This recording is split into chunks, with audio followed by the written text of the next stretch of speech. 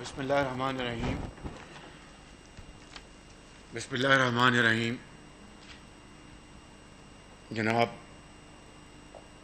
بلاول بھٹو زرداری صاحب، chairperson Peoples Party, chairman Peoples Party, محترم جناب مولانا فضل الرحمان صاحب، محترم جناب محمود خان اچکزئی صاحب، محترم جناب ڈاکٹر عبد المالک صاحب، محترم جناب پروفیسر ساجد میر صاحب، محترم جناب امیر حیدر ہوتی صاحب، محترم جناب آفتاب شیرپاؤ صاحب، محترم جناب محسن داوڑ صاحب، محترم جناب ڈاکٹر جمال دینی صاحب، محترم جناب شاہ اویس نورانی صاحب، انتہائی قابل احترام یہاں پر موجود پارٹیز کے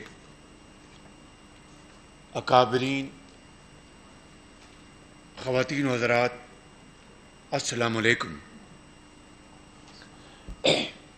آج اس اے پی سی کی صدارت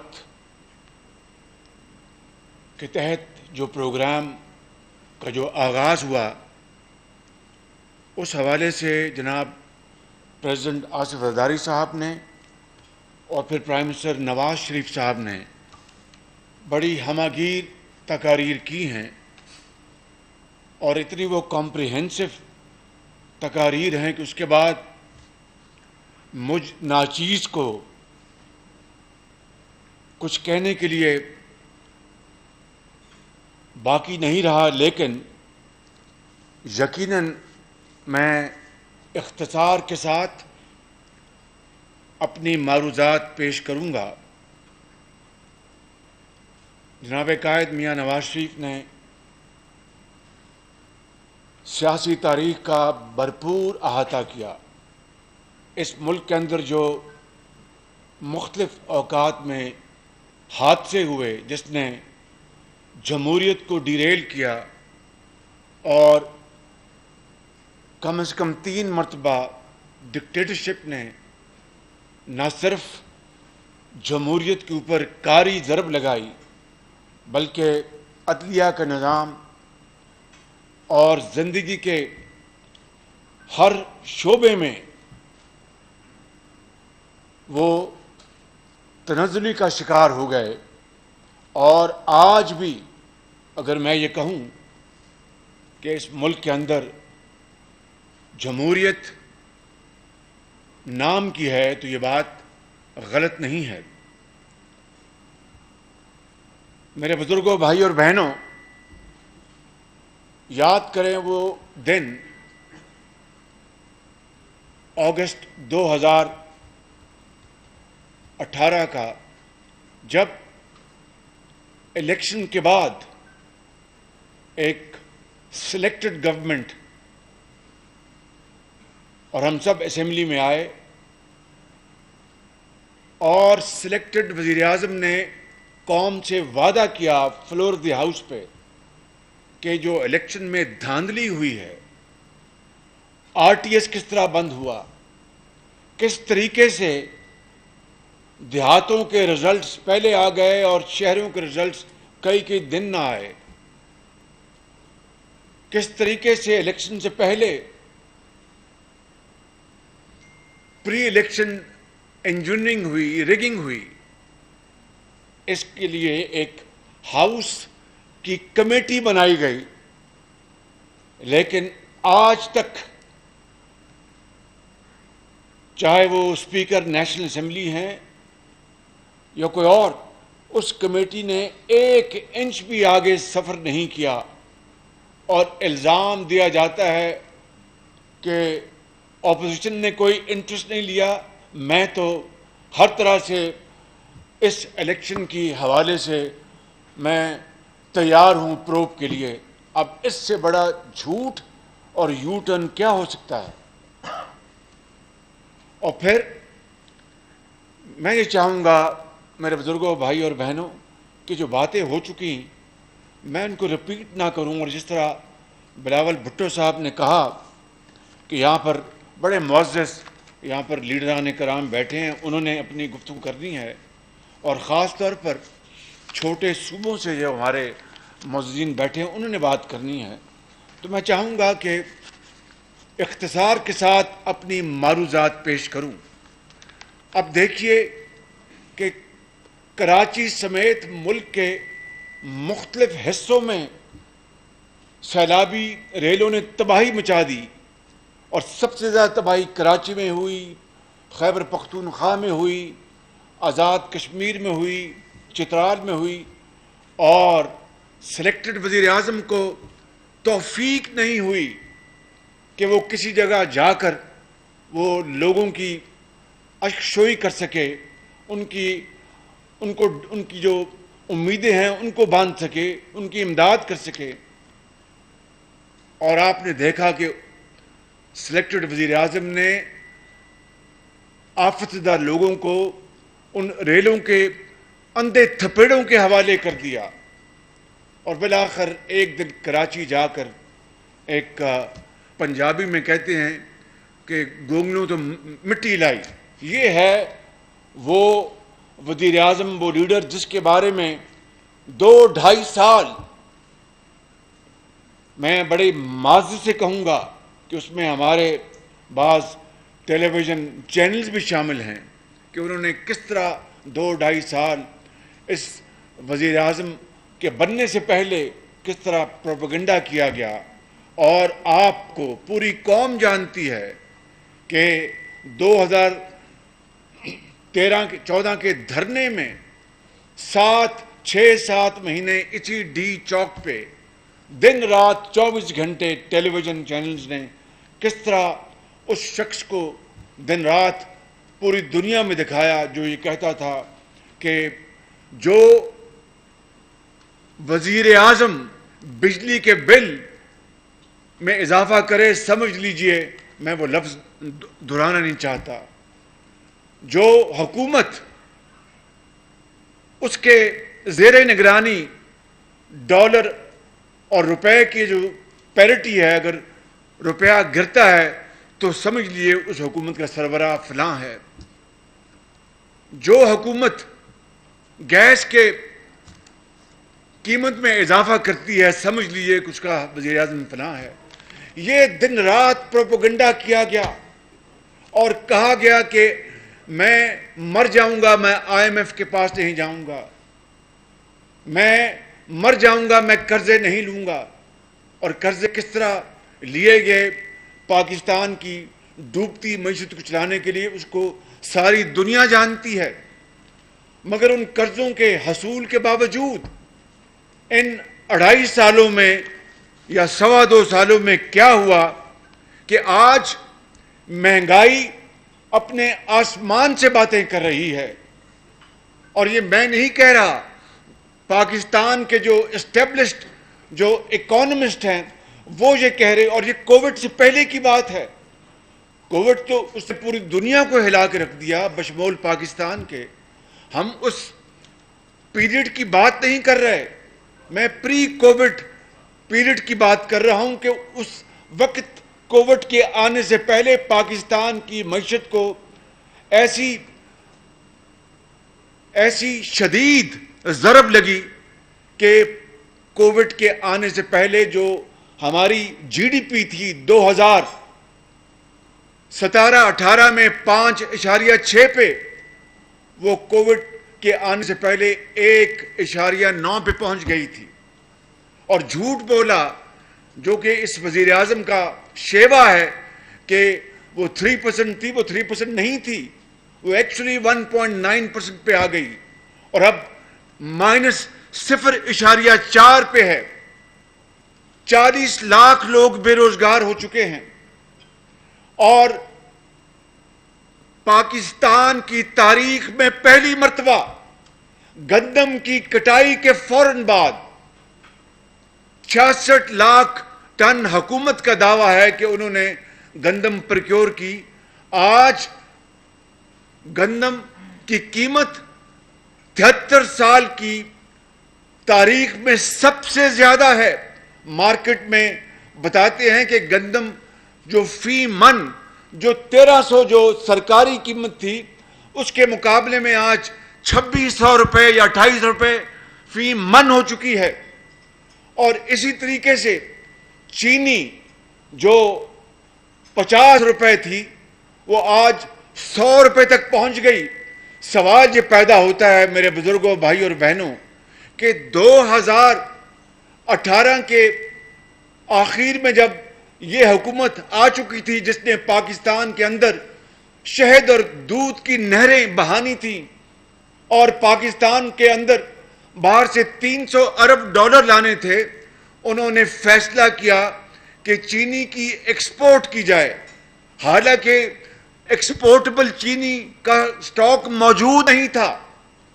ایکسپورٹ کرنا اور ڈالر کمانا تو بڑی عمدہ بات ہے، لیکن جب چینی تھی نہیں تو اس کو ایکسپورٹ کرنے کی اجازت کا جرم کس نے کیا؟ اور پھر سبسڈی بھی دی گئی، حالانکہ سبسڈی دینے کی چندہ ضرورت نہیں تھی.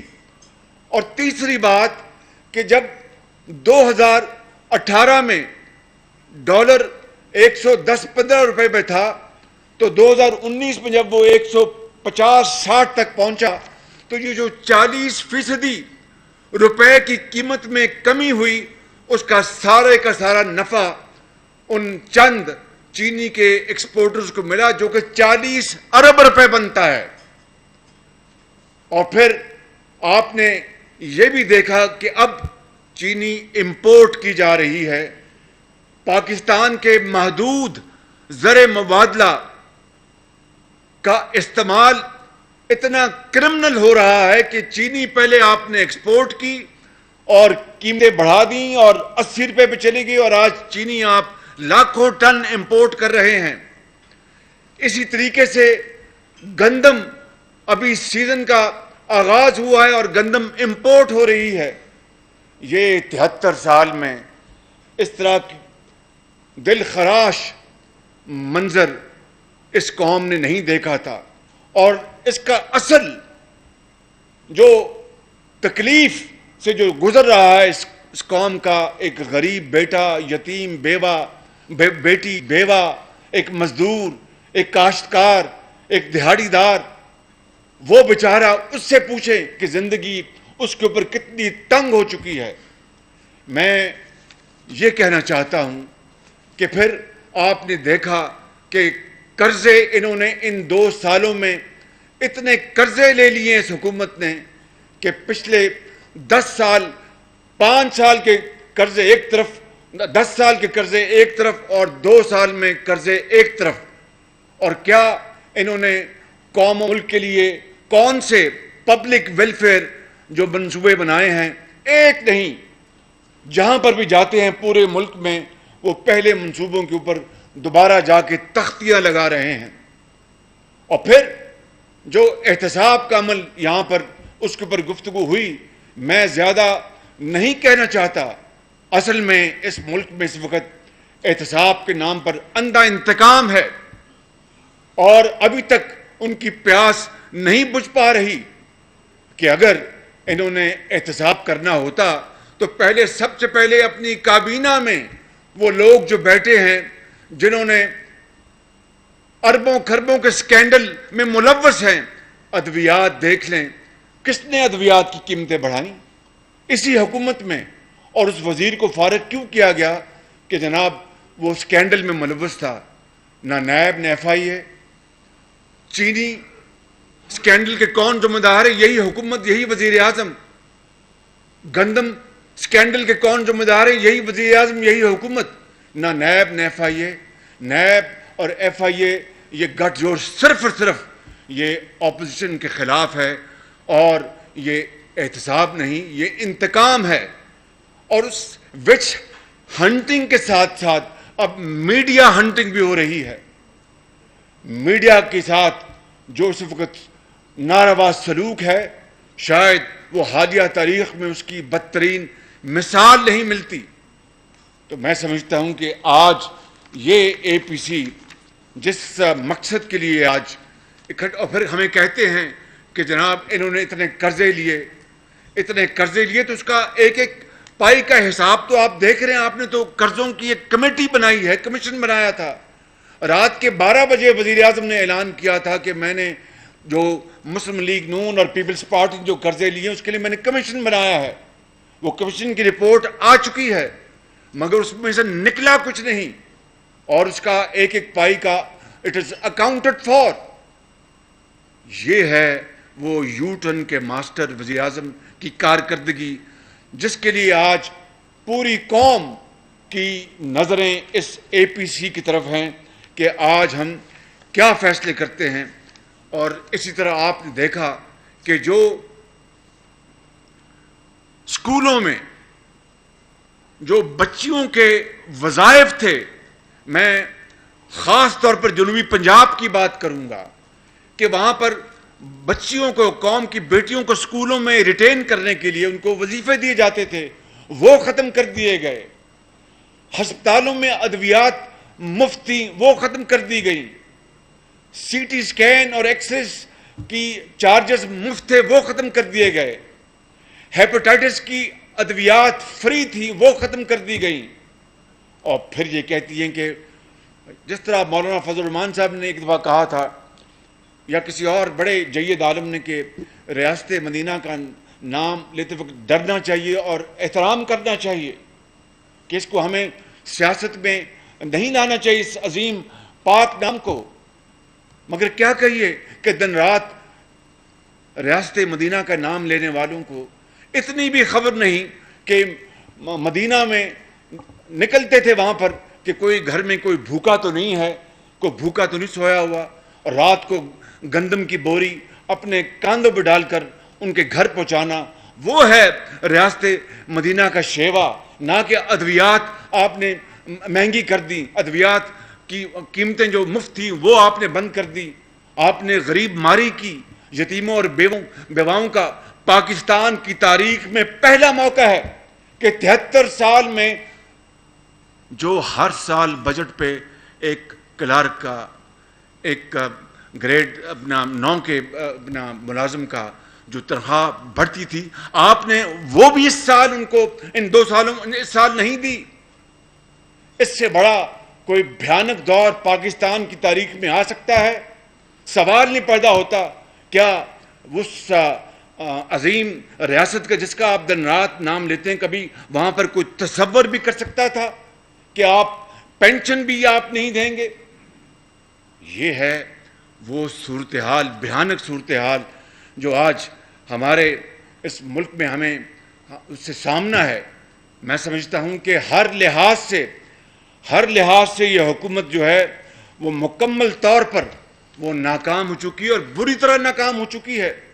میں دیکھتا کہ اگر کوئی اور حکومت ہوتی، اور جتنی سپورٹ اس حکومت کو ملی ہے ان اداروں سے کہ جس کا 73 سال میں تصور نہیں کیا جا سکتا، اس کے باوجود بھی بدقسمتی سے یہ وزیر اعظم کی شومی قسمت ہے، اس حکومت کی بدقسمتی ہے کہ اتنی یعنی بلائنڈ سپورٹ کے باوجود بھی، انکنڈیشنل سپورٹ کے باوجود بھی، یہ پاکستان کی سب سے ناکام ترین حکومت ہے۔